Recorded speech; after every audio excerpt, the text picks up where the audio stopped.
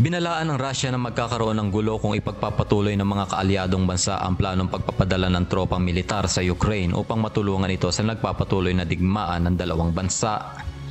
Ito ang sagot ng Kremlin matapos ang pagpupulong ng mga lider ng Europa upang pag-usapan ang pagpapalakas ng suporta sa Ukraine sa kanilang digmaan laban sa Russia, kung saan idineklara ni French President Emmanuel Macron ang posibilidad ng pagpapadala ng tropa sa nasabing bansa. Gayunman, itinanggi ito ng Germany, Poland at NATO, kung saan sinabi nila na magdudulot lamang ito ng malaking pag-escalate at direktang pagkakabanggaan sa pagitan ng Russia at kanilang Western Security Alliance. Ayon kay German Chancellor Olaf Scholz sa pagpupulong sa Paris, pinag-usapan ng nasabing issue at napagkasunduan na walang ground troops at walang mga sundalo sa lupain ng Ukraine na ipadadala ng mga bansa ng Europa o mga bansa ng NATO.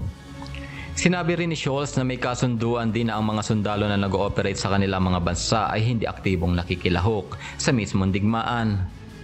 Samantala, sinabi ni Polish Prime Minister Donald Tusk at Czech Prime Minister Peter Fiala na dalawa sa mga pinakamatibay na taga-suporta ng Kiev na hindi rin nila iniisip ang pagpapadala ng mga tropa. Bukod dito, sinabi ni NATO Secretary General Jens Stoltenberg na bagaman nagbigay ng kakaibang suporta ang mga miyembro ng alliance sa Ukraine, walang plano para magpadala ng mga combat troops ng NATO sa lupain ng Ukraine.